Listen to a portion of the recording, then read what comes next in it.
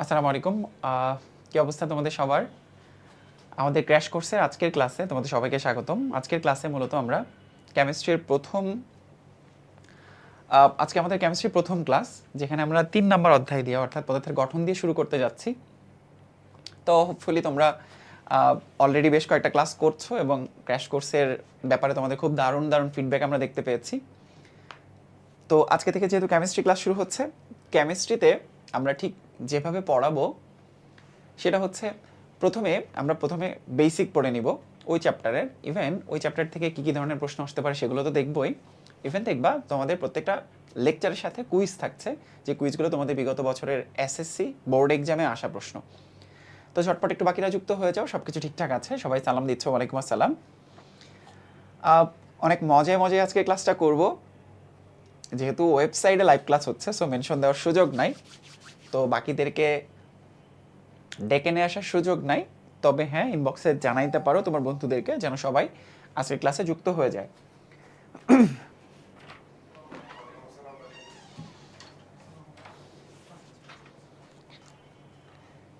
তো আমরা আমাদের ক্লাসটা শুরু করব। ওয়ালাইকুম আসসালাম। কেমন আছেন? আলহামদুলিল্লাহ ভালো আছি। এখন থেকে রেগুলারই দেখা হবে তোমাদের সাথেই, পুরো চ্যাপ্টারটা জুড়ে দেখা হবে। ইভেন জৈব যৌগ চ্যাপ্টারে দেখা হবে। পরবর্তীতে তোমাদের সৈকত আব্দুল্লাহ ভাইয়া যুক্ত হবে, ডিডিটি ভাইয়া যুক্ত হবে। হ্যাঁ, ক্লাস শুরু করলে ভালো হয়। হ্যাঁ, আজান তো অলরেডি 15 মিনিট আগে হয়ে গেছে। আজান দেওয়ার সাথে সাথে নামাজ পড়ে ফেলবা, সো 7টা থেকে ক্লাস শুরু হয়ে যাবে। আমরা অনেক খুশি হয়েছি। ওরে, ক্লাসটা করার পরে খুশি হইলে সেটা না এলে লাভ আছে, ক্লাস পেয়েই খুশি হয়ে গেলা। সো পুরোটা সময় ক্লাস করবা এবং সবাই দুটো জিনিস নিবা হাতে। এক হচ্ছে সবাই একটা নোট খাতা নিবা, এবং সেটা শুধু কেমিস্ট্রি হইলে শুধু কেমিস্ট্রি নোট খাতাটা আলাদা করবা, এবং একটা কলম নিয়ে পড়ার টেবিলে বসো। হ্যাঁ, তো আমার ক্লাস করতে হবে মানে তোমাকে নোট করেই পড়তে হবে, নাইলে কিন্তু ক্লাস থেকে বের করে দিব। হ্যাঁ, নাইলে তোমার গার্জিয়ানকে জানাই দিব যে তুমি ফাঁকিবাজি করো। তো দুটো জিনিস নিয়ে পড়ার টেবিলে যাবা। কাউকে যদি দেখছি, এখান থেকে কিন্তু দেখা যায় তোমরা কিভাবে কিভাবে ক্লাস করছো। তোমরা যেমন আমাকে দেখছো, আমি কিন্তু তোমাদেরকে দেখতে পাচ্ছি। হ্যাঁ, খুশিমণি ওয়ালাইকুম আসসালাম। পড়ার টেবিলে যাও, আমি তো তোমাদের সবাই দেখতে পাচ্ছি। কেউ যদি ফাঁকিবাজি করো, শুইয়া শুইয়া হেলান দিয়ে বৈশা ক্লাস করো, তাইলে কিন্তু আমি বুঝতে পারবো। হ্যাঁ, ক্লাসে স্লাইড দিব, ওয়েবসাইটে গেলে পেয়ে যাবা। সো কোনো ফাঁকিবাজদের কিন্তু এই ক্লাসে জায়গা নাই। আর সব কড়া ফাঁকিবাজ, সব কড়া গাধা ক্লাস শুরু করবা। ক্লাস শেষে দেখবা, ক্লাস শেষে কি দেখবা? ক্লাস শেষে দেখবা সবাই বুদ্ধিজীবী হয়ে গেছো। সো এটা কাদের ক্লাস? এটা হচ্ছে গাধাদের ক্লাস। গাধা, সকল গাধাদেরকে নিয়ে এবং সকল গাধিনীদেরকে নিয়ে আমরা ক্লাসটা শুরু করি। চলো, ওকে।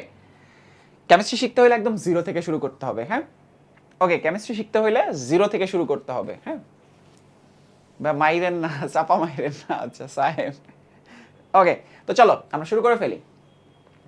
সো কেমিস্ট্রি শিখতে হলে একদম জিরো থেকে শুরু করতে হবে। মৌল, মৌলিক পদার্থ, যৌগ, যৌগিক পদার্থ, এগুলো দিয়ে শুরু করতে হবে। হ্যাঁ, সাউন্ড কম, সাউন্ড কম। আমার তো মনে হচ্ছে না, সাউন্ড ঠিকঠাকই তো আছে। সাউন্ড তো ঠিকঠাকই আছে। ওকে, ঠিক আছে, ক্লিয়ার। ওকে, তো চলো। তো মৌল বা মৌলিক পদার্থ কাকে বলে? আমাকে কেউ বলতে পারবা মৌল বা মৌলিক পদার্থ কাকে বলে? এগুলো কিন্তু কতে মাঝে মধ্যে পরীক্ষায় আসে। হ্যাঁ, কতে আসে। মৌল বা মৌলিক পদার্থ কাকে বলে? মৌল বা মৌলিক পদার্থ কাকে বলে? আমাকে একটু ঝটপট বলে ফেলো তো দেখি, কে বলতে পারবা? মৌল বা মৌলিক পদার্থ কাকে বলে? আচ্ছা, যে পদার্থকে ভাঙলে, সবাই খুব সুন্দর করে নোট করবা, যে পদার্থকে ভাঙলে পদার্থকে ভাঙলে যে পদার্থকে ভাঙলে ওই পদার্থ ছাড়া, যে পদার্থকে ভাঙলে ওই পদার্থ ছাড়া অন্য কোনো পদার্থ পাওয়া যায় না, অন্য কোনো পদার্থ পাওয়া যায় না, পদার্থ পাওয়া যায় না তাকে মৌলিক পদার্থ বলে। পাওয়া যায় না, হ্যাঁ, তাকে মৌল বা তাকে মৌল বা মৌলিক পদার্থ বলে। ক্লাস শেষে সবার নোট দেখব, হ্যাঁ, মৌল বা মৌলিক পদার্থ বলে।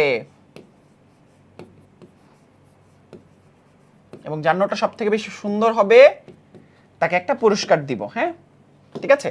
তো দেখো কনসেপ্টটা কি দাঁড়ালো। কনসেপ্টটা হচ্ছে একটা পদার্থকে আমরা ভাঙবো, ভেঙে ফেলবো। ভাঙলে ওই পদার্থ ছাড়া অন্য কোনো পদার্থ পাওয়া যায় না, তাকে আমরা বলছি মৌলিক পদার্থ।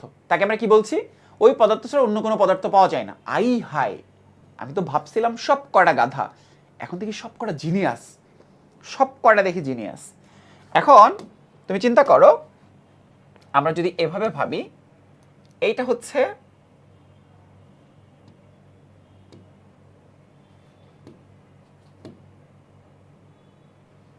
আচ্ছা ধরলাম এটা হচ্ছে নাইট্রোজেনের টুকরা, হ্যাঁ, তারপর ধরলাম যে এটা হচ্ছে হাইড্রোজেনের টুকরা, হ্যাঁ,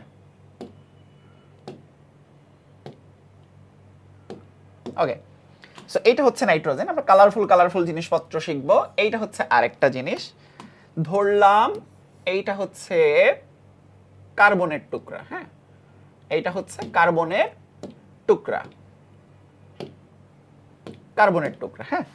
সো এইটা ধরলাম আমরা অ্যাকচুয়ালি, হ্যাঁ, এইটা হচ্ছে নাইট্রোজেনের টুকরা। এটা কিসের টুকরা? নাইট্রোজেনের টুকরা, হ্যাঁ, ওকে। এটা হচ্ছে নাইট্রোজেনের টুকরা। এইটা ধরলাম হচ্ছে সোডিয়ামের টুকরা। এইটা ধরলাম, আচ্ছা প্রথমটা ধরলাম হচ্ছে সোডিয়ামের টুকরা। এইটা ধরলাম হচ্ছে ম্যাগনেসিয়ামের টুকরা এবং এইটা ধরলাম হচ্ছে কার্বনের টুকরা, হ্যাঁ। এখন তুমি চিন্তা করো, এই সোডিয়াম, ম্যাগনেসিয়াম এবং কার্বনকে ভাঙলে যদি আমরা সোডিয়াম ছাড়া অন্য কোনো কিছু না পাই, তাহলে সেটাকে আমরা কি বলবো বলতো? সেটাকে আমরা বলবো মৌলিক পদার্থ। বাট যদি আমি বলি নাইট্রোজেন মৌলিক পদার্থ নাকি যৌগিক পদার্থ, হাইড্রোজেন মৌলিক পদার্থ নাকি যৌগিক পদার্থ, ফ্লোরিন মৌলিক পদার্থ নাকি যৌগিক পদার্থ, তাহলে বলো তো এরা কি? এরা এক একটা কোন ধরনের পদার্থ? এরা সব মৌলিক পদার্থ। কারণ এই নাইট্রোজেন, হাইড্রোজেন, ফ্লোরিনকে ভাঙলে এই পদার্থ ছাড়া অন্য কোনো পদার্থ পাওয়া যায় না। বুঝতে পারছো? Okay fine. এইবার তোমাকে যদি বলি, আচ্ছা সোডিয়াম এবং ক্লোরিন একত্রে যুক্ত হইলে সোডিয়াম ক্লোরাইড হয়, এটাকে ভাঙলে কি কি পাবো? এটাকে ভাঙলে কি কি পাবো? এটাকে ভাঙলে পাবো সোডিয়াম এবং ক্লোরিন। তাহলে এটা কি মৌলিক পদার্থ? না। এবার ধরো ওদের কমেন্ট বক্সে কে আছে? ধরো কমেন্ট বক্সে আছে এই মুহূর্তে সাথী আক্তার। সাথী আক্তাররে যদি আমরা ভেঙে ফেলি, ধরো আমরা চিন্তা করলাম সাথী আক্তাররে ভেঙে ফেলবো, হ্যাঁ, সাথী আক্তাররে ভেঙে ফেলবো, এই যে সাথী আক্তার, হ্যাঁ, ধরো সাথী আক্তাররে ভেঙে ফেলবো। তাহলে সাথী আক্তাররে ভাঙলে শুধু সাথী আক্তারই পাওয়া যাবে। বুঝতে পারছো? না, এটা মিথ্যা কথা। সাথী আক্তাররে ভাঙলে কি পাওয়া যাবে জানো? শরীরের, তোমরা নিশ্চয়ই জানো বায়োলজি থেকে, 70% পানি থাকে মানব শরীরে, 70% পানি থাকে। এছাড়া ধরো আজকে খাইছে, হ্যাঁ, খাইছে, ধরো অ্যাসিডিটি হয়েছে, কারণ হাইড্রোক্লোরিক অ্যাসিড আছে পাকস্থলিতে, তারপর ব্লাডের মধ্যে আছে সোডিয়াম, ম্যাগনেসিয়াম, বিভিন্ন লৌহ জাতীয় পদার্থ। তার মানে সাথী আক্তার হচ্ছে একটা যৌগিক পদার্থ, কখনো মৌলিক পদার্থ না, হ্যাঁ। ওকে, মৌল এবং মৌলিক পদার্থ, বুঝতে পারছো? সাথী আক্তারকে ভাঙলে সাথী মরে যাবে, তখন ক্লাস করবে কিভাবে? আচ্ছা আচ্ছা ঠিক আছে, সাথীকে আমরা ভাঙবো না, হ্যাঁ। এর হচ্ছে সবাই মৌল বা মৌলিক পদার্থ একই কথা, মৌল বা মৌলিক পদার্থ একই কথা, যৌগ বা যৌগিক পদার্থ একই কথা, যৌগরাই হচ্ছে যৌগিক পদার্থ, হ্যাঁ। ওকে, ইলমা বলছে হচ্ছে সবার আগে বলছে, ভাই আমি সবার আগে বলছি এটা মৌলিক পদার্থ। তাইলে যৌগিক পদার্থে যে আমরা ইলমাকে ভেঙে ফেলবো, দেখবো ইলমাকে ভাঙলে কি পাওয়া যায়। তো আমরা একটু মুখস্থ করে ফেলি, সবাই মুখস্থ করো আমার সাথে। ক্লাসের পর ক্লাসেই মুখস্থ করতে হবে, বাসায় পড়ার জন্য রেখে দেওয়া যাবে না। নোট করবা, সবার নোট দেখবো, কিন্তু আমি যে নোট করবা না পরের ক্লাসে তাহলে হাই বেঞ্চের উপর কান ধরে দাঁড় করে রাখবো।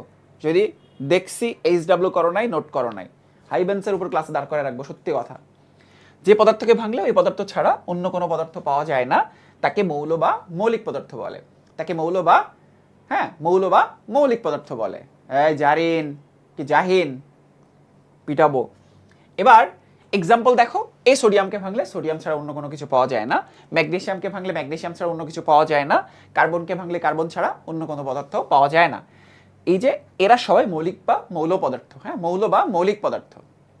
আর এই যে NaCl, এটাকে ভাঙলে এক বা একাধিক যৌগিক পদার্থ পাওয়া, এক বা একাধিক মৌলিক পদার্থ পাওয়া যায়। এই সোডিয়াম ক্লোরাইডকে ভাঙলে কি পাবো আমরা? দুটো জিনিস পাবো, একটা হচ্ছে সোডিয়াম পাবো আর একটা হচ্ছে ক্লোরিন পাবো। তাহলে সোডিয়াম এবং ক্লোরিন কি এক একটা মৌল বা মৌলিক পদার্থ? মৌল বা মৌলিক পদার্থ। তাইলে যাকে ভাঙলে এক বা একাধিক মৌলিক পদার্থ পাওয়া যায় তাকে বলা হয় যৌগ পদার্থ বা যৌগিক পদার্থ। যে পদার্থকে ভাঙলে এক বা একাধিক মৌলিক পদার্থ পাওয়া যায় তাকে আমরা বলবো হচ্ছে যৌগিক পদার্থ। বুঝতে পারছো? তাকে আমরা কি বলবো? যৌগিক পদার্থ। দুই বা ততোধিক মৌল বা মৌলিক পদার্থ পাওয়া যায়। তো চলো আমরা শিখে ফেলি, যৌগ বা যৌগিক পদার্থ কাকে বলে? মুখস্থ হয়ে গেছে না? এবার তো মুখস্থ হয়ে যাওয়ার কথা। গাধার দল এখনো বলতেছে না মুখস্থ হয়ে গেছে। মুখস্থ হয়ে যাওয়ার কথা না? দ্রুত বলো, দ্রুত বলো। যে পদার্থকে ভাঙলে, আমি বলার আগেই যেন হয়ে যায়, যে পদার্থকে ভাঙলে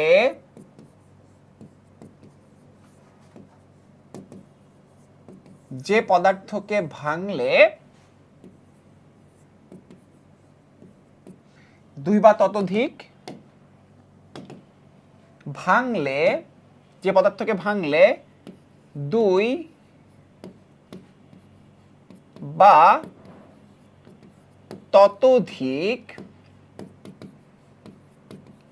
বা ততোধিক মৌল বা মৌলিক পদার্থ পাওয়া যায়,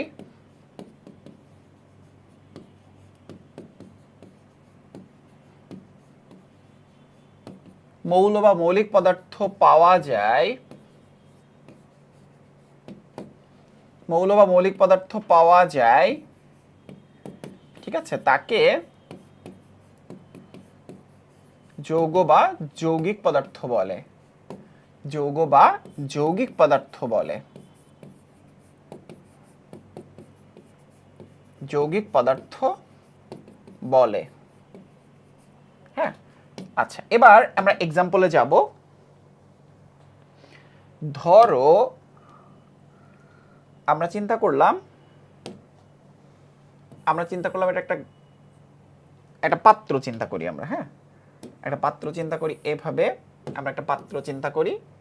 এই পাত্রের মধ্যে কি কি আছে? পাত্রের মধ্যে ধরলাম, হ্যাঁ, পাত্রের মধ্যে কি কি আছে? এই পাত্রের মধ্যে ধরলাম হচ্ছে এরকম এরকম এরকম জিনিসপত্র আছে। পদার্থের অবস্থা চ্যাপ্টার তোমাদের নিশ্চয়ই পড়া আছে। এর মধ্যে কি আছে? এর মধ্যে ধরো চিনি আছে। চিনির সংকেত বলতে পারবা কেউ? এর মধ্যে পানি আছে, চিনি আছে, পানি আছে। আবার ধরো আরেকটা পাত্র চিন্তা করি আমরা। আমরা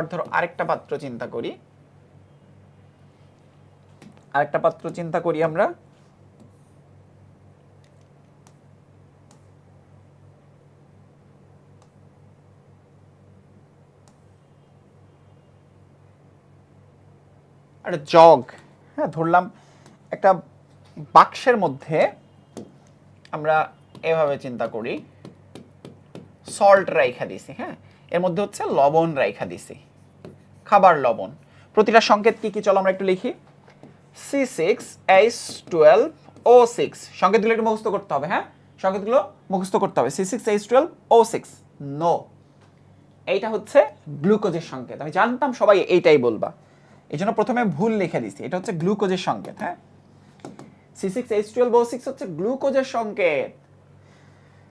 C12H22O11, এটা হচ্ছে চিনির সংকেত। C12H22O12 না, একটা দিমু। C12H22O11, এটা হচ্ছে চিনির সংকেত। পানির সংকেত কি? H2O। লবণের সংকেত কি? NaCl। বুঝতে পারছো? এখন এই চিনিকে ভাঙলে কার্বন পাবো, হাইড্রোজেন পাবো, অক্সিজেন পাবো, যেগুলো প্রত্যেকটা এক একটা মৌলিক পদার্থ। পানিকে ভাঙলে পাবো হাইড্রোজেন, এবং কারোটাই তো হইল না, সব কটা 2 মিনিট কান ধরে দাঁড়ায় থাকবা। সব কটা যে কটা লিখছো C6H12O6, হ্যাঁ, এটা হচ্ছে গ্লুকোজের সংকেত, গ্লুকোজের সংকেত। দু একজন ঠিক লিখছে, বাকি সব ভুল লিখছে। গাধার গাধা। আর ইমোজি দিচ্ছে, নীর আহমেদ ইমোজি দিতেছে, দেখবেন কিভাবে? সব দেখতে পাচ্ছি কিন্তু, সব। তোমরা যেমন আমাকে দেখতে পাচ্ছ, আমি কিন্তু তোমাদেরকে দেখতে পাচ্ছি। পর টেবিলে খাতা কলম নিয়ে বসো কিন্তু। আচ্ছা, এই যে লবণ NaCl, এই NaCl মানে হচ্ছে এটাকে ভাঙলে আমরা সোডিয়াম, হ্যাঁ, সংকেতগুলো মুখস্থ করতে হবে, সোডিয়াম এবং ক্লোরিন পাবো। তাহলে চিনি C12H22O11, মানে C12H22O11, হ্যাঁ, C12H22O11 এমনি মনে রাখো তো, ইংরেজি দিয়ে মনে রাখতে হবে না। C12H22O11 এবং পানি হচ্ছে H2O। এগুলো প্রত্যেকটাই হচ্ছে এক একটা যৌগিক পদার্থ। কেন যৌগিক পদার্থ? যে পদার্থকে ভাঙলে, যদি ভেঙে ফেলি, তাহলে দুই বা ততোধিক কি পাবো? মৌল পাবো। দুই বা ততোধিক মৌল পাবো। যেমন এখানে 3টা পাবো, এখানে 2টা পাবো, এখানে 2টা পাবো। এরকম গ্লুকোজের সংকেতটা কি আমি একটু লিখে দেই। Glucose, glucose. ছোটবেলায় অনেক গ্লুকোজ খাইছো না? গ্লুকোজ চুরি করে খাইছো। C6H12O6। অনেকে আবার আছে গাধা, কি করে জানো? আমি 10 বার কান ধরছি। আচ্ছা, অনেকে আছে C6H12O6, C6H12O6, হ্যাঁ, C6H12O6। এটা বলা যাবে না। একটা ইংরেজি, একটা বাংলা, আরেকটা ইংরেজি, এটা করা যাবে না। C6H12O6, C6H12O6, হ্যাঁ, ফাইন। এখনো চুরি করে খায়। আচ্ছা, ফাইন। তো হোপফুলি এটা নোট করা হয়ে গেছে। তাইলে আমরা কেমিস্ট্রির খুব বেসিক জিনিস শিখলাম, মৌল, মৌলিক পদার্থ, যৌগ, যৌগিক পদার্থ। এখন তোমাদেরকে যদি বলি মৌল, মৌলিক পদার্থ, যৌগ, যৌগিক পদার্থের মধ্যে পার্থক্য লিখো, পারবা না? মৌল, মৌলিক পদার্থ, যৌগ, যৌগিক পদার্থ, পারবা না?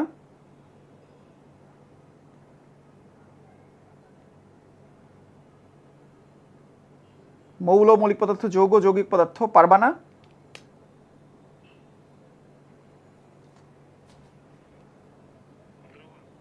ভাইয়া, হ্যাঁ হ্যাঁ।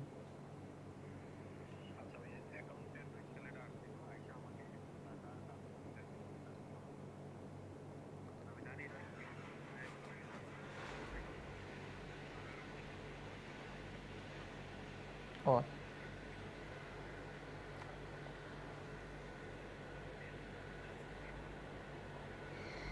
ও আচ্ছা আচ্ছা, আমি ক্লাসে আছি, তবে শেষ করে আমি দেখছি। ওকে ওকে।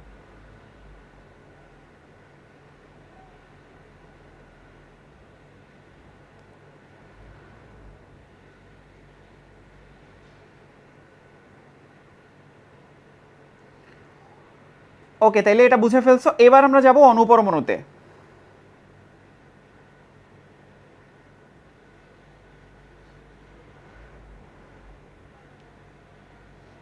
এবার আমরা কোথায় যাব? অনুপরমাণুতে যাব আমরা, হ্যাঁ। ওকে, এবার অনুপরমাণুতে যাব আমরা, হ্যাঁ।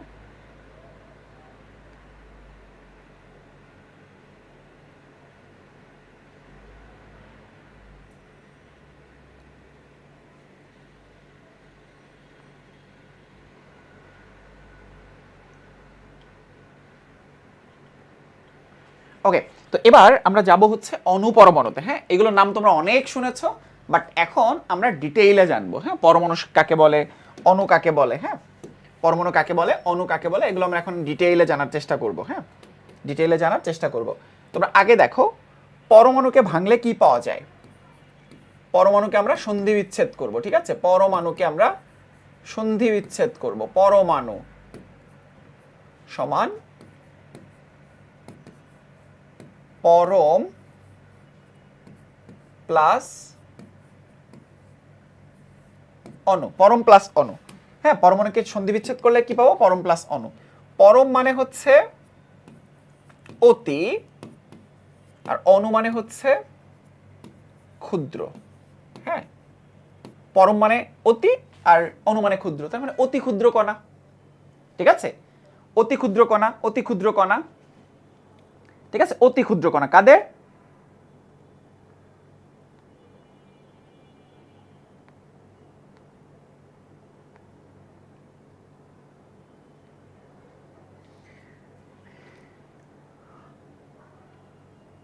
ওকে, অতি ক্ষুদ্র কণা কাদের? অতি ক্ষুদ্র কণা মৌলিক পদার্থের ক্ষুদ্রতম কণা। হ্যাঁ, মানে অতি ক্ষুদ্র, তার মানে কি একে আমরা ক্ষুদ্রতম বলতে পারি, একে আমরা ক্ষুদ্রতম বলতে পারি। ওকে, তাহলে এবার এই অতি ক্ষুদ্র টার্মটারে আমরা একটু মডিফাই করি। হ্যাঁ, অতি ক্ষুদ্র টার্মটারে আমরা একটু মডিফাই করি। অতি ক্ষুদ্র টার্মটারে আমরা একসাথে বলতে পারি ক্ষুদ্রতম। হ্যাঁ, অতি ক্ষুদ্রকে আমরা বলতে পারি ক্ষুদ্রতম, ক্ষুদ্রতম। ঠিক আছে, এইবার চলো আমরা ডেফিনেশনটা লিখি। মৌলিক পদার্থের ক্ষুদ্রতম কণা যা অবিভাজ্য অবস্থায় রাসায়নিক বিক্রিয়ায় অংশগ্রহণ করে, এবং মৌলিক পদার্থের ক্ষুদ্রতম কণা যা অবিভাজ্য অবস্থায় রাসায়নিক বিক্রিয়ায় অংশগ্রহণ করে এবং যার মধ্যে ওই মৌলিক পদার্থের গুণাগুণ পুরোপুরি অক্ষুণ্ণ থাকে। হ্যাঁ, পুরোপুরি অক্ষুণ্ণ থাকে। তাইলে চলো তিনটা জিনিস আমরা প্রথমে কি লিখব, মৌলিক পদার্থের ক্ষুদ্রতম কণা, আমার সাথে সাথে লিখবে এবং মুখস্থ করবা, মৌলিক পদার্থের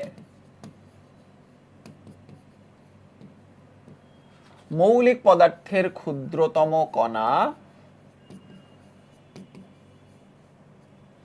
মৌলিক পদার্থের ক্ষুদ্রতম কণা, মৌলিক পদার্থের ক্ষুদ্রতম কণা, মৌলিক পদার্থের ক্ষুদ্রতম কণা যা অবিভাজ্য, মানে কি বিভাজিত হয় না, অবিভাজ্য অবস্থায়, হ্যাঁ অবিভাজ্য অবস্থায় রাসায়নিক বিক্রিয়ায় অংশগ্রহণ করে। 2 নম্বর কথা, অবিভাজ্য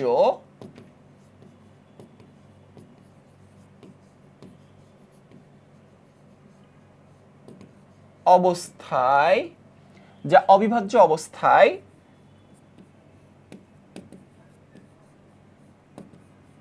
রাসায়নিক বিক্রিয়ায় অংশগ্রহণ করে,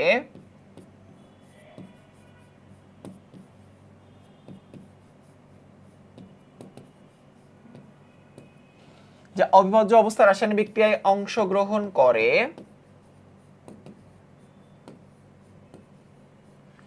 অবিভাজ্য অবস্থায় রাসায়নিক বিক্রিয়ায় অংশগ্রহণ করে। এবং 3 নাম্বারটা কি, 3 নাম্বার হচ্ছে ওইটার মধ্যে ওই মৌলিক পদার্থের বৈশিষ্ট্য অক্ষুণ্ণ থাকে। হ্যাঁ, এর মধ্যে কি থাকে, ওই মৌলিক পদার্থের বৈশিষ্ট্য পুরোপুরি অক্ষুণ্ণ থাকে। হ্যাঁ, পুরোপুরি অক্ষুণ্ণ থাকে,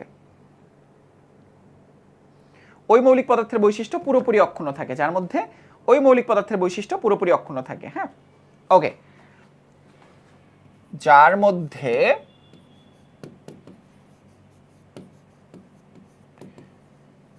ওই মৌলিক পদার্থের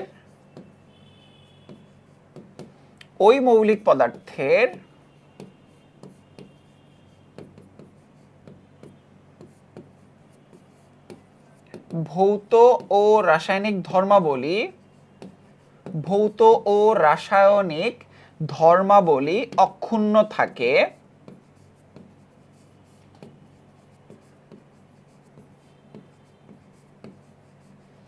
অক্ষুণ্ণ থাকে, তাকে পরমাণু বলে। হ্যাঁ, পরমাণু বলে। একদম 3টা ইনফরমেশন কিন্তু এর মধ্যে দিয়ে দিলাম, তাকে পরমাণু বলে। আমি ভাগ করে দিচ্ছি, দেখবা খুব সহজে মনে থাকবে। প্রথমে দেখো, কাদের ক্ষুদ্রতম কণা, মৌলিক পদার্থের ক্ষুদ্রতম কণা যা অবিভাজ্য অবস্থায় বিক্রিয়া অংশগ্রহণ করে, না ভেঙে বিক্রিয়া অংশগ্রহণ করে। হ্যাঁ, আচ্ছা ফাইন। আর যার মধ্যে ওই মৌলিক পদার্থের ভৌত রাসায়নিক ধর্ম পুরোপুরি অক্ষুণ্ণ থাকে। তাহলে কথা কয়টা, 3টা কথা। হ্যাঁ, 3টা কথা। তাইলে মৌলিক পদার্থের ক্ষুদ্রতম কণা অবিভাজ্য অবস্থায় রাসায়নিক বিক্রিয়ায় অংশগ্রহণ করে। হ্যাঁ, অক্ষুণ্ণ মানে চেঞ্জ না হওয়া, অক্ষুণ্ণ মানে হচ্ছে একই থাকা, একই থাকা। অক্ষুণ্ণ মানে কি, অক্ষুণ্ণ মানে হচ্ছে একই থাকা।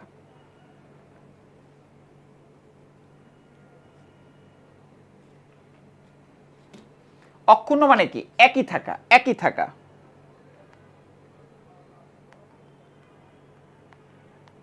অক্ষুণ্ণ মানে কি, একই থাকা।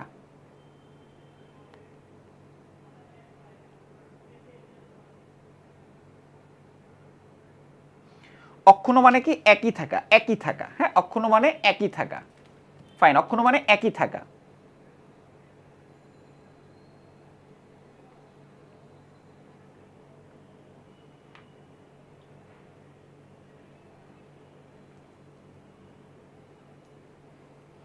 ওকে, তাহলে দেখো এটা কিন্তু মোটামুটি আমরা বুঝে ফেললাম। হ্যাঁ, এরা রাসায়নিক বিক্রিয়ায় অংশগ্রহণ করে। ভৌত আর রাসায়নিক মানে বুঝো নাই, বিভাজ্য মানে হচ্ছে ভেঙে যাওয়া, হ্যাঁ, বিভাজ্য মানে হচ্ছে ভেঙে যাওয়া, হ্যাঁ, অবিভাজ্য মানে হচ্ছে না ভাঙা, না ভাঙা। যেমন দেখো একটা নাইট্রোজেন পরমাণু, এটা অবিভাজ্য অবস্থায় রাসায়নিক বিক্রিয়ায় অংশগ্রহণ করে। বিভাজিত মানে হচ্ছে ভেঙে টুকরা টুকরা হয়ে যাওয়া। যেমন পরমাণুকে ভাঙলে কি পাওয়া যায় জানো? ইলেকট্রন প্রোটন নিউট্রন পাওয়া যায়, ইলেকট্রন প্রোটন নিউট্রন পাওয়া যায়। পরমাণুকে ভাঙলে ইলেকট্রন প্রোটন নিউট্রন পাওয়া যায়, হ্যাঁ। তো এবার চলো, এটা গেল পরমাণু। তাহলে কথা কয়টা? তিনটা। মৌলিক পদার্থের ক্ষুদ্রতম কণা অবিভাজ্য অবস্থায় রাসায়নিক বিক্রিয়ায় অংশগ্রহণ করে, ঠিক আছে। এদেরকে ভাঙলে কি পাওয়া যায়? ইলেকট্রন প্রোটন নিউট্রন পাওয়া যায়। একে ভাঙলে কি পাওয়া যায়? ইলেকট্রন প্রোটন এবং নিউট্রন পাওয়া যায়। এবার চলো আমরা অণু সম্পর্কে জানবো। এবার তোমরা তাহলে বলো অণু শব্দের অর্থ কি? অণু শব্দের অর্থ কি?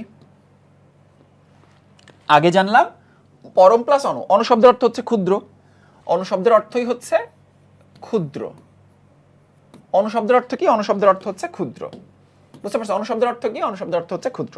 তাহলে ডেফিনেশনটা খুবই সহজ হয়ে গেল। ডেফিনেশনটা দেখো, এখানে কি ছিল? মৌলিক পদার্থের ক্ষুদ্রতম কণা। আর এখানে আসলে কি হয়ে যাবে? মৌলিক বা যৌগিক পদার্থের ক্ষুদ্রতম কণা। মৌলিক বা যৌগিক পদার্থের ক্ষুদ্রতম কণা,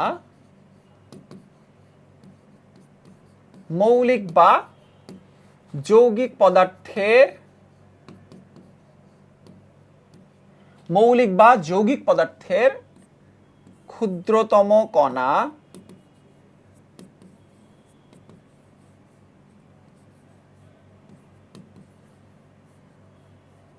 মৌলিক বা যৌগিক পদার্থের ক্ষুদ্রতম কণা। আগে কি ছিল? ক্ষুদ্রতম বলতে পারি না আমরা এখানে, মৌলিক বা যৌগিক পদার্থের ক্ষুদ্র কণা, হ্যাঁ, ক্ষুদ্রতম তো বলা যাবে না, এখানে ক্ষুদ্র কণা। ফাইন, এটা হচ্ছে ক্ষুদ্র, মৌলিক বা যৌগিক পদার্থের ক্ষুদ্র কণা। তবে হ্যাঁ, তবে তোমরা এটা বলতে পারো, ক্ষুদ্রতম বলতে পারো, কোনো অসুবিধা নাই, হ্যাঁ। ওকে,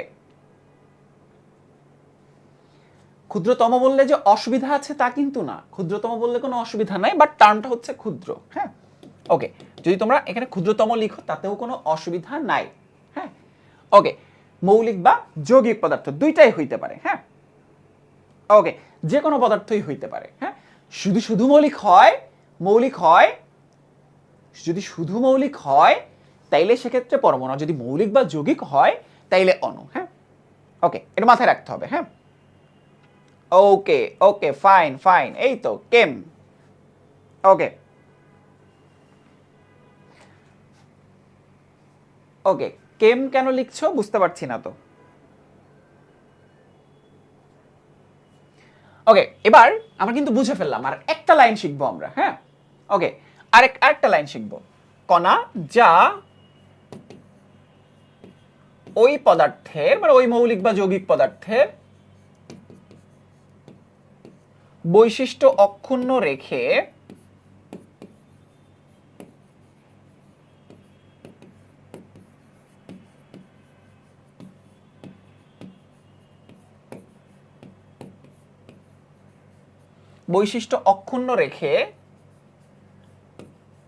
স্বাধীনভাবে, দেখো ওই মৌলিক বা যৌগিক পদার্থের বৈশিষ্ট্য অক্ষুণ্ণ রেখে স্বাধীনভাবে, বিপি ভাইয়া বুঝলাম না, মানে মৌলিক বা যৌগিকের কথা কেন বলছো? সরি, মৌলিকের কথা কেন বলছো বুঝতে পারলাম না। দুইটাই হবে,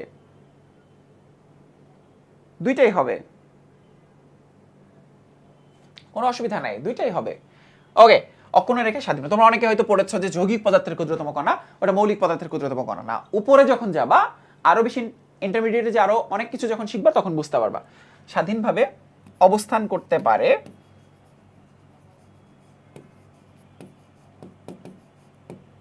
এক্সাম্পল দিয়ে বোঝাচ্ছি। তাকে কি বলে? তাকে অণু বলে, হ্যাঁ, অণু বলে। তোমাদেরকে দেখাই, দেখো অণু আর পরমাণুর মধ্যে পার্থক্য কি। তুমি যদি বলো 2H আর H2 এর মধ্যে পার্থক্য কি, এটা বুঝো তোমরা? এই যে এই দুই হচ্ছে পরমাণু, দুইটা পরমাণু, আর এই টোটালটা মিলে হচ্ছে একটা হাইড্রোজেন অণু। তাহলে অণুতে কি থাকে? পরমাণু থাকে। অণুতে যৌগিক, মৌলিক বা যৌগিক পদার্থের ক্ষুদ্রতম কণা হচ্ছে অণু। হ্যাঁ, মৌলিক বা যৌগিক পদার্থ।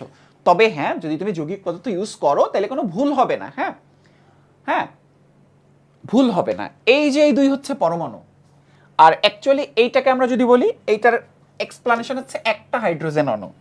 আর এই আগেরটার এক্সপ্লানেশন কি?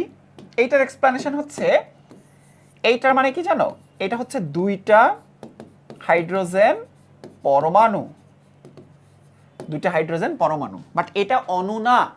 অণু না, হাইড্রোজেনের দুইটা পরমাণু, আর এটা হচ্ছে হাইড্রোজেনের একটা অণু। এটা হচ্ছে পরমাণু, এটা হচ্ছে অণু। হাইড্রোজেনের একটা অণুতে দুইটা হাইড্রোজেন পরমাণু থাকতে পারে। বুঝতে পারছো? দুইটা হাইড্রোজেন পরমাণু। হ্যাঁ, ওকে, দুইটা হাইড্রোজেন হলো দুইটা হাইড্রোজেনের পরমাণু, এটা তো অণু না। অণু হইতে হলে, হ্যাঁ, অণু হইতে হলে, অণু হইতে হলে সে অণুতে কয়টা পরমাণু আছে সেটা জানতে হবে। দেখো, আবার দেখো, Cl2 এটা হচ্ছে একটা ক্লোরিন অণু, F2 একটা ফ্লোরিন অণু, অক্সিজেন একটা অক্সিজেন অণু। বাট একটা অক্সিজেন অণুতে দুইটা অক্সিজেন পরমাণু থাকতে পারে। একটা ক্লোরিন অণুতে, একটা ক্লোরিন অণুতে দুইটা ক্লোরিন পরমাণু থাকতে পারে। পা কি নিচের দিকে থাকে না, পায়ের দিকে পরমাণু থাকে, এইটুকু মাথায় রাখো। একটা ফ্লোরিন অণুতে দুইটা ফ্লোরিন পরমাণু থাকতে পারে। বুঝতে পারছো? এইবার দেখো, কার্বন ডাইঅক্সাইড, এইটা কি একটা কার্বন ডাইঅক্সাইড অণু না? এটা কি কার্বন ডাইঅক্সাইড অণু না? অণু তো। এটা কি কার্বন ডাইঅক্সাইড অণু? গাধার দল বলে মৌলিক যৌগিক হবে না। একটা অণুতে কয়টা পরমাণু আছে? তিনটা পরমাণু আছে। কয়টা পরমাণু? তিনটা পরমাণু আছে। এইটা একটা কার্বন ডাইঅক্সাইড অণু, কয়টা পরমাণু আছে? তিনটা পরমাণু আছে। তিনটা পরমাণু আছে, তিনটা পরমাণু আছে, একটা অণুতে তিনটা পরমাণু আছে। এবার এইটা কি যৌগ না? এটা কি মৌল না? তাহলে দুইটাই যদি অণু হয়, তাহলে এইটা কি মৌল বা মৌলিক পদার্থ, কি মানে মৌলিক পদার্থ হবে নাকি হবে না? গাধা এক একটা, ভাইয়া এটা পড়ছি ওটা পড়ছি, ভাইয়া ভুল লিখছে, গাধার দল। এই জন্যই তো বলছি যে তোরা সব কটা গাধা, কিন্তু ক্লাস শেষে সবাই হয়ে যাবে বুদ্ধিজীবী। হ্যাঁ, ফাইন, এই তো বুঝে ফেলেছো। এখন কি ক্লিয়ার না সবাই? এখন ক্লিয়ার। দেখো আরো এক্সাম্পল দিচ্ছি, যতক্ষণ বুঝবা না ততক্ষণ এক্সাম্পল দিব। H2SO4 এইটা কি একটা সালফিউরিক অ্যাসিডের অণু। এটা কি সালফিউরিক অ্যাসিডের অণু, বাট এখানে পরমাণু আছে তো 7টা। পরমাণু কয়টা আছে? 7টা। কিন্তু এটাও একটা অক্সিজেনের অণু। এটা তো মৌল বা মৌলিক পদার্থ, এটাকে ভাঙলে অক্সিজেন ছাড়া কিচ্ছু পাওয়া যাবে না। এটা হচ্ছে মৌল বা মৌলিক পদার্থ, বাট এটা হচ্ছে যৌগ বা যৌগিক পদার্থ। এইটা হচ্ছে যৌগ বা যৌগিক পদার্থ। তাহলে এই পদার্থ সমূহকে ভাঙলে এক বা একাধিক মৌলিক পদার্থ পাওয়া যাবে। এই জন্যই সব কড়া গাধাকে আগে মৌল মৌলিক পদার্থ চেনাইছি, যৌগ যৌগিক পদার্থ চেনাইছি, এরপর অনুপরমাণু চেনাইছি। এবার তাইলে বলো, অণুকে ভাঙলে কি পাওয়া যাবে? অণুকে ভাঙলে পরমাণু পাওয়া যাবে। অণুকে ভাঙলে কি পাওয়া যাবে? পরমাণু পাওয়া যাবে। এখানে অণু কয়টা? একটা অণু, একটা অণু, একটা সালফিউরিক অ্যাসিডের অণু, একটা কার্বন ডাইঅক্সাইড গ্যাসের অণু। বুঝতে পারছো? ফাইন। এইটা কয়টা অণু দেখো তো? একটা চিনির অণু, একটা চিনির অণু, বাট পরমাণু কয়টা আছে জানো? 12 আর 22 হচ্ছে 34, আর 11 হচ্ছে 45টা পরমাণু আছে। এখানে একটা অণু 45টা, 33 আর 12 45টা পরমাণু আছে। 45টা পরমাণু আছে, পরমাণু আছে। এখানে একটা পানির অণু।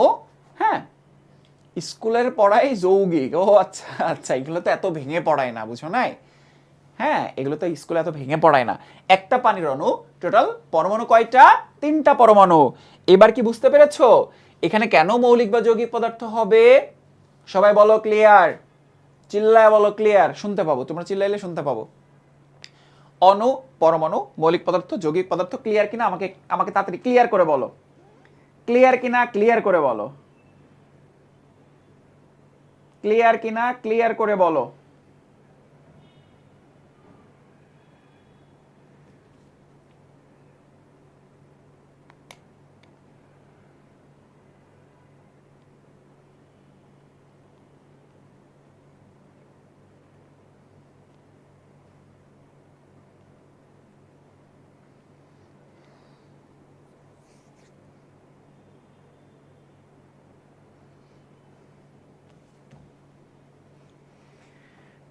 ওকে ফাইন, ক্লিয়ার, সবাই বলছে ক্লিয়ার। এই তো ক্লিয়ার না হয়ে যাবা কোথায়? এবার তাইলে তোমাদেরকে একটা এইচডব্লিউ দিব। এবার সবাইকে একটা এইচডব্লিউ দিব। এইচডব্লিউটা কি জানো? এই যে এটা হচ্ছে সবার এইচডব্লিউ। আজকের ক্লাস শেষে যদি একটারে দেখছি এটা এইচডব্লিউ করো নাই, তাইলে কিন্তু অবস্থা খারাপ আছে। এইচডব্লিউ করার সময় কি করবা? এইচডব্লিউ করার সময় তিনটা পার্ট করবা। তিনটা পার্ট করবা। এইচডব্লিউ সুন্দর করে লিখবা। সুন্দর করে কিভাবে লিখবা? সুন্দর করে লিখবা। এটা হচ্ছে টপিক বা বিষয়, এরপর হচ্ছে অণু, এরপর হচ্ছে পরমাণু। এইভাবে লিখবা। প্রথমে লিখবা সংজ্ঞা, তারপরে এক্সাম্পল লিখবা কোন ধরনের পদার্থ, মৌলিক বা যৌগিক পদার্থ, আবার যৌগিক পদার্থ। হ্যাঁ, তারপর স্বাধীনভাবে অবস্থান করে, স্বাধীনভাবে অবস্থান করতে পারে না। অণুকে ভাঙলে পরমাণু পাওয়া যায়, পরমাণুকে ভাঙলে ইলেকট্রন, প্রোটন, নিউট্রন পাওয়া যায়।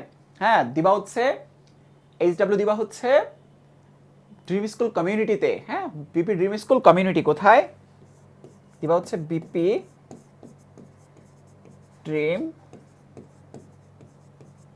School community. সবাই অবশ্যই দিবা। যা এইচডব্লিউ দিব প্লাস নোট যা দিব সব ওখানে আপলোড করবা, ঠিক আছে? সো এখন কিন্তু পারবা, সুন্দর করে লিখবা। হ্যাঁ, ওকে।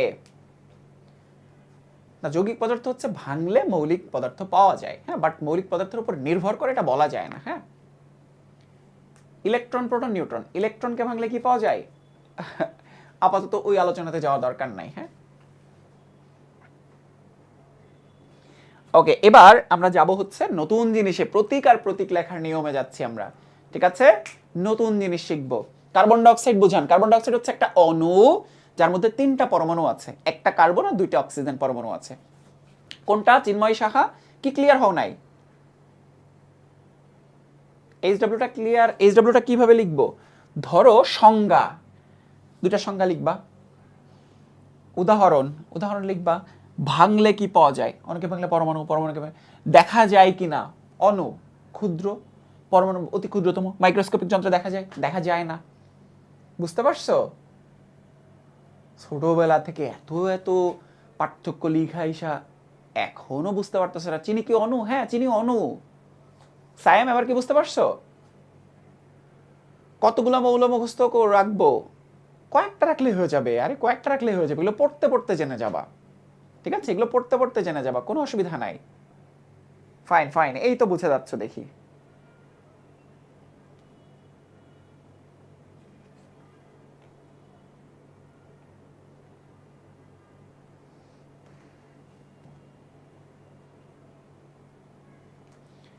ফাইন, ওকে। 118টা মুখস্থ আছে না? শর্ট ভিডিও দেখবে তাইলে পেরে যাবা। প্রতীক বা প্রতীক লেখার নিয়ম, তার আগে তোমাদের নিশ্চয়ই জানা দরকার প্রতীক কাকে বলে, তাই না? প্রতীক কাকে বলে? হ্যাঁ, মৌলের পুরো নামের সংক্ষিপ্ত রূপকে প্রতীক বলে। হ্যাঁ, প্রতীক কাকে বলে? মৌলের পুরো নামের সংক্ষিপ্ত রূপকে প্রতীক বলে। আমি একটু লিখে দিচ্ছি, মুখস্থ করবা সবাই। মৌলের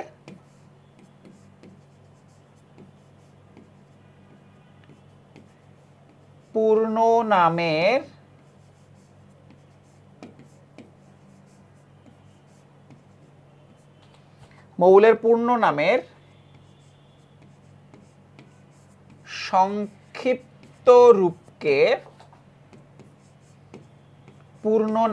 সংক্ষিপ্ত রূপকে প্রতীক বলে। মুখস্থ করো, মৌলের পূর্ণ নামের সংক্ষিপ্ত রূপকে প্রতীক বলে। ঠিক আছে, মৌলের পূর্ণ নামের সংক্ষিপ্ত রূপকে প্রতীক বলে। মুখস্থ করো, মৌলের পূর্ণ নামের সংক্ষিপ্ত রূপকে প্রতীক বলা হয়। মৌলের পূর্ণ নামের সংক্ষিপ্ত রূপকে প্রতীক বলে। হ্যাঁ, এবার প্রতীক লেখার যে নিয়ম আছে তোমরা হয়তো দেখেছো, সেটা হচ্ছে দেখো কতগুলো, মানে জাস্ট 3টা জিনিস। কয়টা? 3টা। এক, প্রথম অক্ষর। নিয়মের মধ্যে কি? নিয়মের মধ্যে এক হচ্ছে প্রথম অক্ষর, ইংরেজি প্রথম অক্ষর।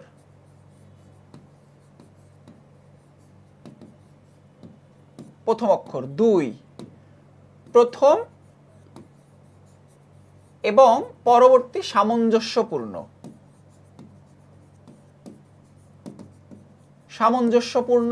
অক্ষর। আর আরেকটা হচ্ছে 3 নাম্বার হচ্ছে ল্যাটিন, যেটা আমি পরের পেজে যে তোমাদেরকে পড়াচ্ছি। নিয়ম পরীক্ষায় আসবে না, জাস্ট একটু জেনে রাখা। যেমন দেখো, কার্বনের ক্ষেত্রে প্রতীকটা কি? সি। কার্বনের ক্ষেত্রে প্রতীকটা কি? সি। এখন ক্যালসিয়ামও তো বানান ক্যালসিয়ামে সি, তাহলে ক্যালসিয়ামের কি আবার সি হবে? না, সি তো অলরেডি কার্বনে আছেই। তাহলে ক্যালসিয়ামের ক্ষেত্রে প্রথম এবং পরের অক্ষরটা। এবার ক্লোরিনে আসো, ক্লোরিনও তো সি, আবার সি এইচ, তাইলে ক্লোরিনের মধ্যে সামঞ্জস্যপূর্ণ শব্দটা কি? এল, এই জন্য সি এল। সো হতে পারে প্রথম অক্ষর, হতে পারে প্রথম এবং পরের অক্ষরটা, অথবা প্রথম এবং সামঞ্জস্যপূর্ণ পরবর্তী যে কোনো অক্ষর। বুঝতে পারছো? এইগুলা কিন্তু মুখস্থ করতে হবে। আবার কোবাল্টে সি, সিও পরের অক্ষরটা। ক্যাডমিয়ামে সি এ যেহেতু অলরেডি হয়েই গেছে ক্যালসিয়ামে, এই জন্য সামঞ্জস্যপূর্ণ সিডি।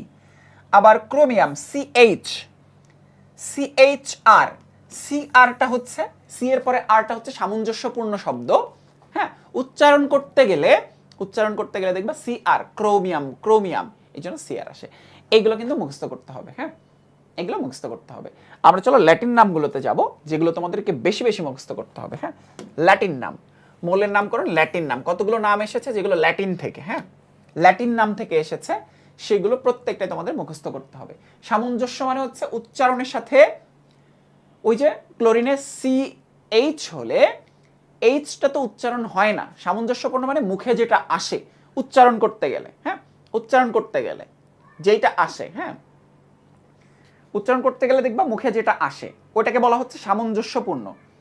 ওটাকে আমরা কি বলছি? সামঞ্জস্যপূর্ণ। আশা করছি তোমরা বুঝতে পেরেছো, সামঞ্জস্যপূর্ণ। হ্যাঁ,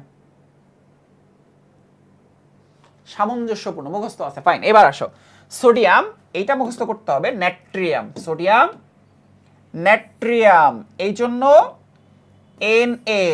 সোডিয়াম তো এস ও হতে পারতো, তাই না? S O D I U M, sodium S O হইতে পারতো।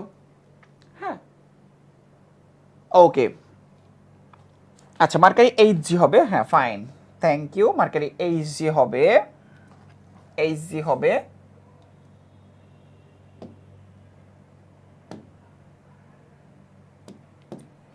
এইচ জি হবে, যাচ্ছি আমরা ওখানে, আমরা যাবো ওখানে। হ্যাঁ, একটু একটু আসো, এদিকে আসো, এদিক থেকে আমরা বোঝার চেষ্টা করি। কপার হচ্ছে, সরি রূপা, হ্যাঁ বা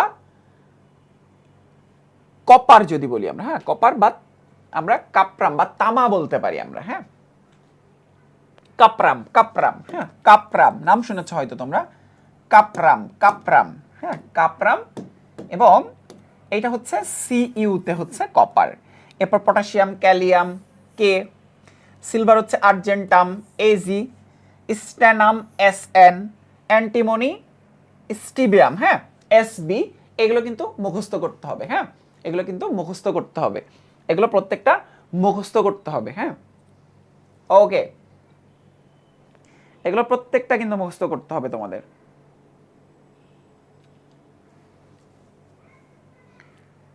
আর্জেন্টিনা না, আর্জেন্টিনা না, ওকে আর্জেন্টিনা হবে না। এরপর আসো gold, aurum, A U R U M, spelling সহ মুখস্থ করবা। লেড হচ্ছে প্লাম্বাম, পিবি। ওলফ্রাম হচ্ছে টাংস্টেন, ডাব্লিউ। আয়রন হচ্ছে ফেরাম, এফি। হাইড্রারজিরাম, H G. বুঝতে পারছো? মার্কারিটা হচ্ছে হাইড্রারজিরাম, এইচ জি। টানা মুখস্থ করতে হবে এগুলো। হ্যাঁ, একদম টানা মুখস্থ করতে হবে, এছাড়া কোনো উপায় নাই, টানা মুখস্থ করতে হবে। ঠিক আছে, এখনই ঝটপট মুখস্থ করে ফেলো, সবাই ক্লাসে থাকতে থাকতে মুখস্থ করো। ঠিক আছে, ক্লাসে থাকতে থাকতে মুখস্থ করো সবাই।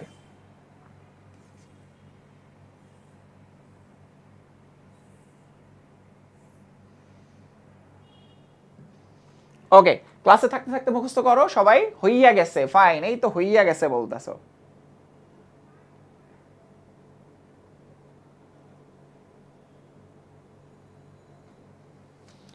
আচ্ছা ঠিক আছে, সো এবার আমরা যাব হচ্ছে সংকেতে। হ্যাঁ, সংকেত ও সংকেতের তাৎপর্য। হ্যাঁ, সংকেত এবং সংকেতের তাৎপর্য, এটা খুবই সহজ একটা টপিক, সংকেত এবং সংকেতের তাৎপর্য। আচ্ছা, সংকেত কাকে বলে? প্রথমে আসো সংকেত কাকে বলে। এটা হচ্ছে মৌলিক বা যৌগিক পদার্থ চলে আসবে। হ্যাঁ, মৌলিক আগে শিখলাম প্রতীক, এবার হচ্ছে সংকেত। মৌলিক বা যৌগিক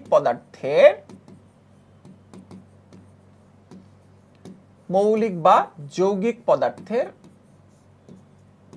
দেখো পুরো নাম, পুরো নামের সংক্ষিপ্ত রূপ, ওইটা মৌলের পূর্ণ নামের সংক্ষিপ্ত রূপ, এইখানে আবার আইসা পূর্ণ নামের সংক্ষিপ্ত রূপ, বুঝতে পারছো? মানে পূর্ণ নাম বা মৌলিক বা যৌগিক পদার্থের অণুর সংক্ষিপ্ত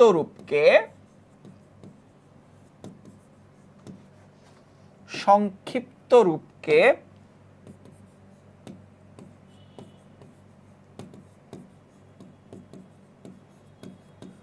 সংকেত বলে। যেমন দেখো হাইড্রারজিরাম বললাম, মার্কারি বললাম, তাই না? এই যে দেখো এই এইচ হচ্ছে একটা প্রতীক, আর এইটা হচ্ছে একটা সংকেত যেটাকে আমরা বলছি পানি। সোডিয়াম হচ্ছে নাইট্রিয়াম, এটা হচ্ছে একটা প্রতীক। ক্লোরিন Cl, এইটা হচ্ছে NaCl যেটাকে আমরা বলছি লবণ। লবণটা হচ্ছে একটা সংকেত, বুঝতে পারছো? মুখস্থ আছে, হ্যাঁ? Okay fine. ওকে, এবার সংকেতে দুই ধরনের তাৎপর্য আছে। সংকেতের তাৎপর্য হচ্ছে দুই ধরনের। সংকেতের তাৎপর্য কত ধরনের? দুই ধরনের তাৎপর্য আছে। সংকেতের দুই ধরনের তাৎপর্য আছে, হ্যাঁ? কত ধরনের? দুই ধরনের তাৎপর্য আছে। ওকে, কি কি তাৎপর্য? একটা হচ্ছে গুণগত তাৎপর্য, আর আরেকটা হচ্ছে পরিমাণগত তাৎপর্য।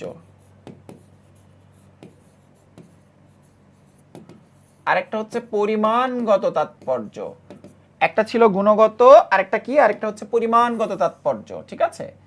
একটা ছিল গুণগত, আরেকটা পরিমাণগত তাৎপর্য।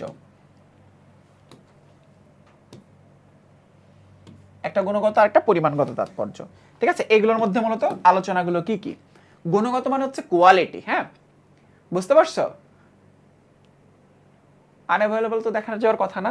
গুণগত তাৎপর্য মানে হচ্ছে কোয়ালিটেটিভ, আর পরিমাণগত মানে হচ্ছে কোয়ান্টিটেটিভ।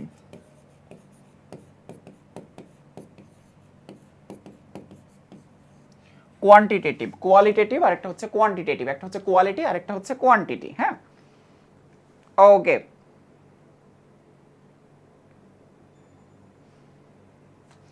এবার দেখো আমি বুঝাই তোমাদেরকে। ধরো এক্সাম্পল দিলাম কি? পানি, তাই না? এক্সাম্পল দিলাম হচ্ছে পানি দিয়ে। তাইলে পানি, ধরো পানি দিয়ে আমরা এক্সাম্পলটা বুঝাই। পানি দ্বারা বোঝাই পানির গুণগত মানে হচ্ছে এটা পানির অণু যা হাইড্রোজেন ও অক্সিজেন পরমাণু দ্বারা গঠিত। সংখ্যা বোঝায় না, হ্যাঁ? দ্বারা গঠিত। কিন্তু কোয়ান্টিটেটিভে এসে দেখো বুঝায় যে এইটা হচ্ছে একটি পানির অণু, শুধু নাম্বার বোঝায়। একটি পানির অণু, দুইটা হাইড্রোজেন পরমাণু ও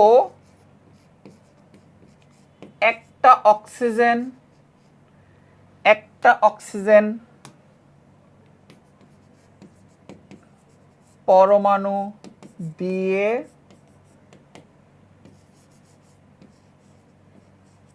গঠিত। দুটার মধ্যে পার্থক্য কি? একটা নাম্বার বোঝায়, আর আরেকটা কি বোঝায়? একটা কোয়ালিটি বোঝায়। একটা বোঝায় হচ্ছে নাম্বার, আর আরেকটা বোঝায় হচ্ছে কোয়ালিটি। একটা বোঝায় নাম্বার আর আরেকটা বোঝায় কোয়ালিটি। একটা বোঝায় নাম্বার আর একটা বোঝায় কোয়ালিটি, বুঝতে পারছো? একটা বোঝায় নাম্বার, একটা বোঝায় হচ্ছে কোয়ালিটি, হ্যাঁ? ফাইন। এখন বুঝে দেখো সংকেত কি? বড় নামের সংক্ষিপ্ত রূপ। যেমন এটাকে কি আমরা কখনো বলি H2O? এটা হচ্ছে সংকেত না, এটাকে আমরা বলি সংকেতকে আমরা কি সংকেত বলি? পানি বলি। এটাকে আমরা কি বলি? এটাকে আমরা পানি বলি, বুঝতে পারছো? এটাকে আমরা কি বলছি? এটাকে আমরা বলছি পানি।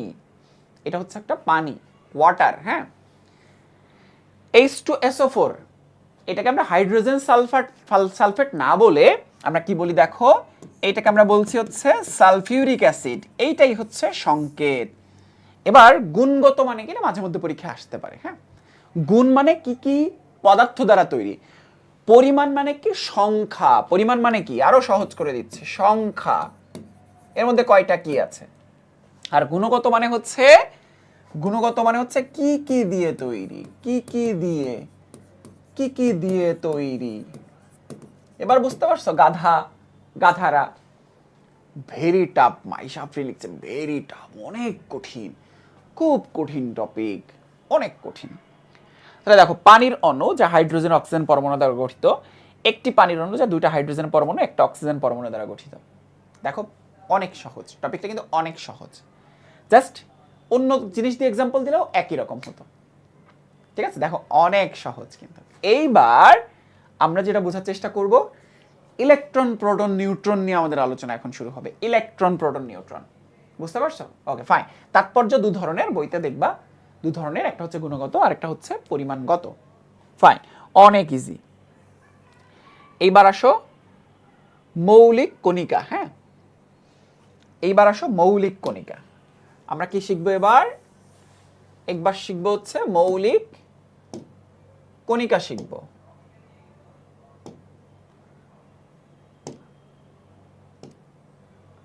আমরা কি শিখবো এবার? মৌলিক কণিকা শিখবো। হ্যাঁ ফাইন, আমরা কি শিখবো? মৌলিক কণিকা শিখবো।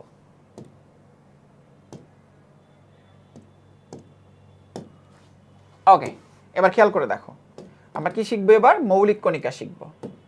দেখো মৌলিক কণিকা, মৌলিক কণিকা, মৌলিক কণিকা বলতে তিনটা জিনিসকে বোঝায়। একটা হচ্ছে ইলেকট্রন, একটা হচ্ছে ইলেকট্রন, আর একটা হচ্ছে আপনি পড়াইলে না বোঝার কথাই না। ওকে, একটা হচ্ছে ইলেকট্রন, আরেকটা প্রোটন, আরেকটা হচ্ছে নিউট্রন। ইলেকট্রন, প্রোটন আর নিউট্রন, তিনটা জিনিস। হ্যাঁ, ইলেকট্রন, প্রোটন এবং নিউট্রন।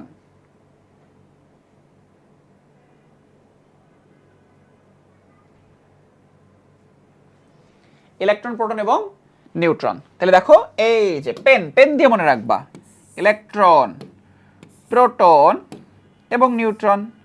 তোমাদের একটা মজার জিনিস শেখায়, দেখো মজার জিনিস শেখায়, দেখো ইট, ইট পড়ে, ইট পড়ে নিচে। মুখস্থ করো সবাই, সবাই মুখস্থ করো, ইট পড়ে নিচে। এবার অনেকে বলতে পারো, ভাইয়া ইট কি আবার উপরে পড়বে নাকি? হ্যাঁ, ইট কি আবার উপরে পড়ে? ইট পড়ে নিচে। হ্যাঁ, ইট কি আবার উপরে পড়ে নাকি? ইট নিচেই পড়ে, বাট বুঝাচ্ছি কিভাবে কি হয়। দেখো, ইট পড়ে নিচে মানে, ইট পড়ে নিচে মানে হচ্ছে, দেখো খুব দারুণ একটা জিনিস শেখাচ্ছি, সারা জীবন কাজে লাগবে। ইতে হচ্ছে ইলেকট্রন এবং আবিষ্কারক হচ্ছে স্যার জে জে থমসন। ইতে ইলেকট্রন, টতে থমসন। পতে হচ্ছে প্রোটন, এবং র মানে কি জানো? র মানে হচ্ছে রাদারফোর্ড। র মানে কি? রাদারফোর্ড। তাহলে প্রোটন কে আবিষ্কার করে? রাদারফোর্ড আবিষ্কার করে। হ্যাঁ ফাইন। আর নিতে হচ্ছে নিউট্রন এবং চতে হচ্ছে স্যাড উইক। হ্যাঁ, কি হইছে? Chadwick, Chadwick. হ্যাঁ, নিতে নিউট্রন এবং চতে হচ্ছে স্যাডউইক। নিতে নিউট্রন এবং চতে চ্যাডউইক, নিউট্রন চ্যাডউইক। তাহলে ইলেকট্রন হচ্ছে থমসন, প্রোটন রাদারফোর্ড, প্রোটন হচ্ছে রাদারফোর্ড এবং নিউট্রন হচ্ছে চ্যাডউইক, নিউট্রন চ্যাডউইক। ওকে, তাহলে ইট পরে নিচে দিয়ে মনে রাখবো। এই যে পিইএন, এই প্রশ্নটা দেখো, ইপিএন বা পিইএন, পেন দিয়ে মনে রাখবা। এবার আসো, মনে রাখবো আমরা হচ্ছে আধান বা চার্জ। চার্জ, চার্জ ফিজিক্সে তোমরা অলরেডি পড়েছো, স্থির তড়িতে। হ্যাঁ, 1.60 10 to the power minus 19 coulomb. ইলেকট্রনের চার্জ হচ্ছে নেগেটিভ, প্রোটনের চার্জ হচ্ছে পজিটিভ। এটা মনে রাখবা, ইলেকট্রনের চার্জ নেগেটিভ, প্রোটনের চার্জ হচ্ছে পজিটিভ এবং নিউট্রন হচ্ছে চার্জ নিরপেক্ষ। জিরো বা এখানে বলতে পারো চার্জ, জিরো বা বলতে পারো চার্জ নিরপেক্ষ। হ্যাঁ, চার্জ নিরপেক্ষ, জিরো বা চার্জ নিরপেক্ষ, চার্জ নিরপেক্ষ। হ্যাঁ ফাইন, এগুলো তো পারি। প্রথম ক্লাসটা খুবই বেসিকের উপর, পরের ক্লাসে হার্ড জিনিস পড়াবো। প্রথম ক্লাসটা হচ্ছে বেসিকের উপর, পরেরটা হার্ড। হ্যাঁ, এবার আসো প্রকৃত ভর 9.110 10⁻28 গ্রাম। এটা তোমাদের অনেকের মুখস্থ আছে, বাট আবার মুখস্থ করো। 1.673 1.675 এইটুকু একটু মনে রেখো যে এইটুকুতে পার্থক্য আছে। 1.673 ইন্টু 10⁻24 গ্রাম, 1.675 ইন্টু 10⁻24 গ্রাম। এইবার আসো লাস্টের দুইটা, যদিও লাগে না এটা। ওই যে বললাম ইলেকট্রনের চার্জ নেগেটিভ, প্রোটনের চার্জ পজিটিভ, এবং নিউট্রনের হচ্ছে চার্জ নিরপেক্ষ। আপেক্ষিক মানে হচ্ছে কি জানো? আপেক্ষিক মানে হচ্ছে এইটার সাথে তুলনা করা, এটাকে একটা স্ট্যান্ডার্ড মনে করা, প্রত্যেককে এইটা দ্বারা ভাগ করা। প্রত্যেককে তুমি যদি এটা দ্বারা ভাগ করো তাইলে দেখবা -1 পাচ্ছ, +1 পাচ্ছ। মানে এই যে প্রোটনের চার্জ কত, ইলেকট্রনের চার্জ কত, 1.60 10⁻19 কুলম্ব। ফাইন। সো আপেক্ষিক ভরের ক্ষেত্রেও তাই, প্রত্যেককে আমরা যদি এই যে এই দুইটা হচ্ছে কাছাকাছি, এইটা দ্বারা সবাইরে ভাগ করি, তাইলে দেখবা ইলেকট্রনের ভর 0 বা 0-এর কাছাকাছি, এই জন্য নগণ্য বিবেচনা করা হয়। ইলেকট্রনের ভর প্রোটনের ভরের তুলনায় কত হালকা জানো? তোমরা হার লেভেলে গেলে শিখবা। একটা ইলেকট্রনের ভর 1840 গুণ হালকা, কার তুলনায়? প্রোটন কিংবা নিউট্রনের তুলনায়। তাহলে একটা প্রোটন এবং নিউট্রনের ভর প্রায় কাছাকাছি, তাই না? প্রায় কাছাকাছি, প্রোটন বা নিউট্রনের ভর প্রায় কাছাকাছি। সেখানে একটা ইলেকট্রনের ভর প্রোটন বা নিউট্রনের ভরের তুলনায় 1840 গুণ পাতলা। তার মানে কি 1/1840, বুঝতে পারছো? এত পাতলা। এই জন্য আপেক্ষিক ভর টেন্ডস টু 0, মানে প্রায় 0-এর কাছাকাছি ধরা হয়, 0-এর কাছাকাছি ধরা হয়। লাস্টের দুইটা কিন্তু আপেক্ষিক আধান, আপেক্ষিক ভর। আপেক্ষিক মানে কি? ইংরেজি টার্ম হচ্ছে রিলেটিভ। রিলেটিভ মানে তুলনা করা, ওর সাথে তুলনা করলে। যেমন আমার সাথে তুলনা করলে তোমাদের বাংলার তানভীর ভাইয়ের ভর হচ্ছে 0, বুঝতে পারছো? এইরকম আসলে তানভীর 3 কেজি ওজন। হ্যাঁ, 1836ও আসছে, 1837ও আসছে। হ্যাঁ, বাট স্ট্যান্ডার্ড হচ্ছে 1840, এটা মনে রাখো। কিছু রাইটারের বইতে ইন্টারমিডিয়েটে দেখবা 1836 আসছে, 1837 আসছে, বাট তোমরা 1840 মনে রাখবা। ওকে, আচ্ছা ফাইন। তো এই হচ্ছে মৌলিক কণিকার চার্ট, যেটা তোমাদের সবাইকে খুব ভালো মতো মুখস্থ রাখতে হবে, কারণ এখান থেকে বিভিন্ন ম্যাথ করতে হবে, এখান থেকে বিভিন্ন এমসিকিউ করতে হবে। হ্যাঁ, এটা হচ্ছে বেসিক, এটা পুরোপুরি বেসিক। হ্যাঁ, মনে রাখবা এটা হচ্ছে পুরোপুরি বেসিক। তানভীর স্যারকে বলে দেই।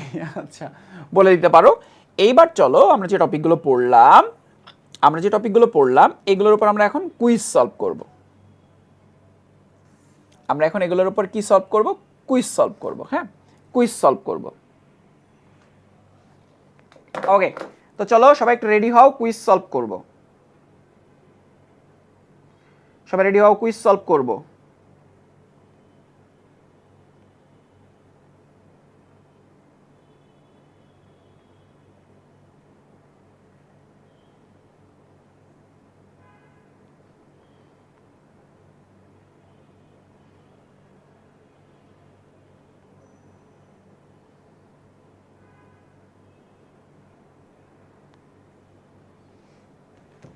ঠিক আছে, ওকে ফাইন, রেডি ভাইয়া, রেডি রেডি।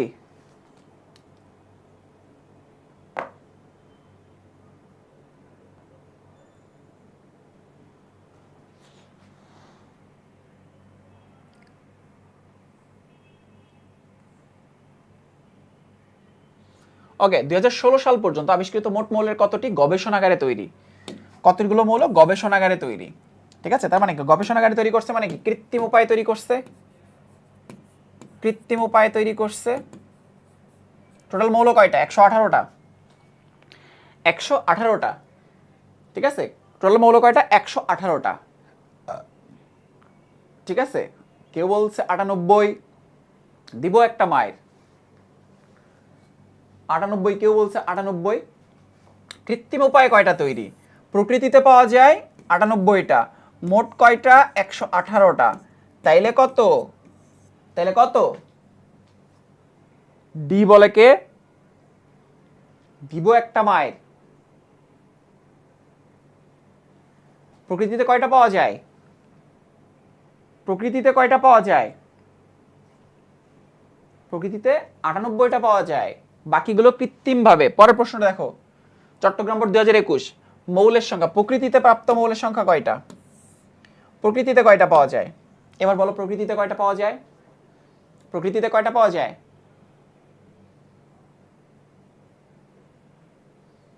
98টা পাওয়া যায়। এবার কি বুঝতে পারছো? 118টা তো না, 118 তো তা তো না। প্রকৃতিতে কয়টা পাওয়া যায়? বুঝো না, প্রকৃতিতে কয়টা পাওয়া যায়?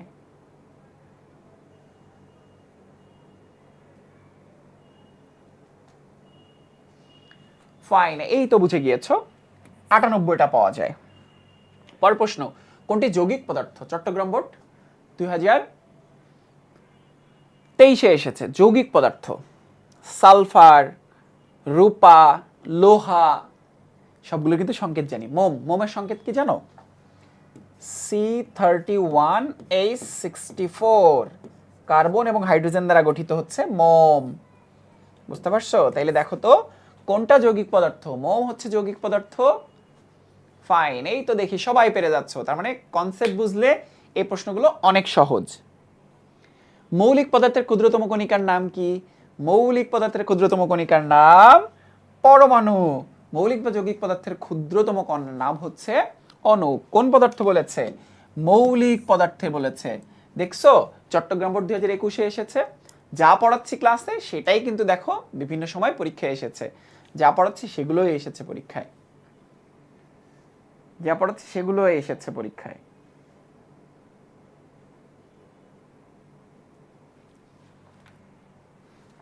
পটাশিয়াম মৌলের প্রতীক কোনটি? পটাশিয়াম, পটাশিয়াম এই যে কে, তে হচ্ছে পটাশিয়াম। ক্যালিয়াম, পটাশিয়াম হচ্ছে ক্যালিয়াম, তাই না? পটাশিয়াম কি ছিল? ল্যাটিন শব্দ থেকে এসেছে, ল্যাটিন শব্দ থেকে এসেছে, পটাশিয়াম হচ্ছে ক্যালিয়াম। সবাই দেখি পারছো। ঢাকা বোর্ড 2017-তে এসেছে। পটাশিয়ামের ল্যাটিন নাম কি? একই প্রশ্ন যশোর বোর্ড 2022-এ এসেছে, দেখো ক্যালিয়াম। একই প্রশ্ন একটু ঘুরে ফিরে কিন্তু আসতে পারে। ল্যাটিন নামগুলো মুখস্থ করবা সবাই, ল্যাটিন নামগুলো সবাই মুখস্থ করবা। টাংস্টেন মৌলের নাম কোনটি? দেখো, ঢাকা বোর্ড 23-এ এসেছে, রাজশাহী বোর্ড 21-এ এসেছে, সিলেট বোর্ড 2021-এ এসেছে।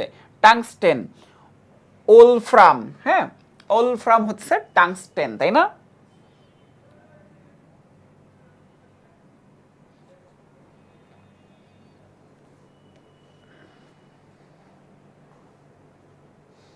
ক্লিয়ার সবাই?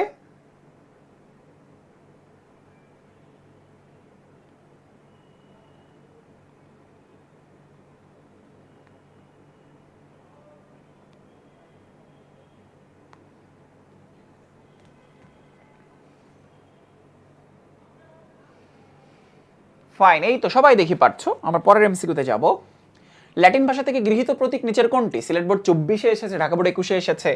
ল্যাটিন নাম থেকে বা ল্যাটিন ভাষা থেকে গৃহীত, ল্যাটিন ভাষা থেকে নাইট্রোজেন, কোবাল্ট, ক্যালসিয়াম, এই যে ক্যালিয়াম, পটাশিয়াম বা ক্যালিয়াম। ঠিক আছে, পটাশিয়াম বা ক্যালিয়াম, পটাশিয়াম বা ক্যালিয়াম। ইলেকট্রনের প্রকৃত আধান, ইলেকট্রনের প্রকৃত আধান বা প্রকৃত চার্জ, প্রকৃত আধান বা প্রকৃত চার্জ নিচের কোনটি? ইলেকট্রনের চার্জ -1.60 10⁻⁹ কুলম্ব। দেখো চার্ট থেকে এসেছে এটা, এটা ওই যে ছক থেকে এসেছে। ইলেকট্রনের প্রকৃত চার্জ কত? ইলেকট্রনের প্রকৃত চার্জ কত? খুবই সহজ প্রশ্ন। নিউট্রনের প্রকৃত ভর কত? 1.675, 1.675 10⁻⁻24 গ্রাম, 10⁻⁻24 গ্রাম। দেখো সবই পেরে যাচ্ছ, এইগুলোই বোর্ডে এসেছে। দেখো সব পারতেছো তোমরা। যদি ক্লাসটা ভালো মতো বুঝো দেখবা সব কিছু পেরে যাবা। তুমি যেই বোর্ডেরই হও না কেন, যত কঠিন প্রশ্নই হোক না কেন, আমি পড়াইলে সেটা সহজ লাগবেই, দেখবা সেটা সহজ লাগবেই। একটি ইলেকট্রনের প্রকৃত ভর কত? সিলেট বোর্ড 21-এ এসেছে, ময়মনসিংহ বোর্ড 21-এ এসেছে, সিলেট বোর্ড 17-তে এসেছে, কুমিল্লা বোর্ড 2015-তে এসেছে। একটি ইলেকট্রনের প্রকৃত ভর কত? ইলেকট্রনের প্রকৃত ভর 9.11 × 10⁻28 গ্রাম। আর 31 হইলে কি হয় জানো? 31 হইলে হবে কেজি। মনে রাখবা 9.11 × 10⁻31 কেজি, এটা মনে রাখবা। ঠিক আছে, সো দেখো আমরা কিন্তু প্রায় 15টার মতো এমসিকিউ সলভ করে ফেললাম। সো আমরা একটু সামারি করে ফেলি আজকের ক্লাস আমরা কি কি পড়লাম। যা যা পড়লাম সবগুলো কি তোমরা বুঝতে পেরেছো? মৌল, মৌলিক পদার্থ, যৌগ, যৌগিক পদার্থ, তারপর অণু, পরমাণু, অণু পরমাণুর মধ্যে পার্থক্য, প্রতীক শিখলাম, সংকেত শিখলাম, সংকেতের তাৎপর্য শিখলাম, প্রতীকের চার্ট পড়লাম, তারপর আমরা প্রতীক এবং সংকেতের মধ্যে বেসিক জিনিসপত্র জানার চেষ্টা করলাম, একটা চার্ট পড়লাম ইলেকট্রন, প্রোটন এবং নিউট্রনের মধ্যে, তাই না? তারপর প্রায় 10-12টা কোশ্চেন সলভ করলাম। এখন বলো তো কেমন লেগেছে সব? সবাই চলো আজকের ক্লাসটাকে মেমোরেবল করে রাখার জন্য আমরা একটা স্ক্রিনশট নিয়ে ফেলি। হ্যাঁ, সবাই রেডি হয়ে যাও, একটা স্ক্রিনশট নিয়ে ফেলবো। রেডি, 1 2 3, ইয়ে, ফাইন। সো কেমন লেগেছে বলো? দেখতে দেখতে ক্লাসটা শেষ হয়ে গেল না? এই যে দেখো প্রায় 1 ঘন্টা 10 মিনিট ক্লাস হয়ে গিয়েছে। সৃজনশীল তো লাস্টে। আজকে যে টপিকগুলো পড়লাম এগুলো তো খুব বেসিক টপিক ছিল। দেখো খুব সহজ লাগছে না? কেমিস্ট্রি কিন্তু অনেক সহজ। আর কখনো ভুল হবে? অনুপরমাণু ভুল হবে না, মৌলিক পদার্থ, যৌগিক পদার্থ ভুল হবে? ভুল হবে না। বুঝতে পারছো? সবাই বিপি ড্রিম স্কুল কমিউনিটিতে জানাবে ক্লাসটা কেমন লেগেছে। সবার HW দেখতে চাই, সবার নোট দেখতে চাই। আমি ভালো ভালো নোট সবগুলো দেখব, ঠিক আছে? ক্লাস শেষে সবার HW এবং নোট জমা দিয়ে দিবা।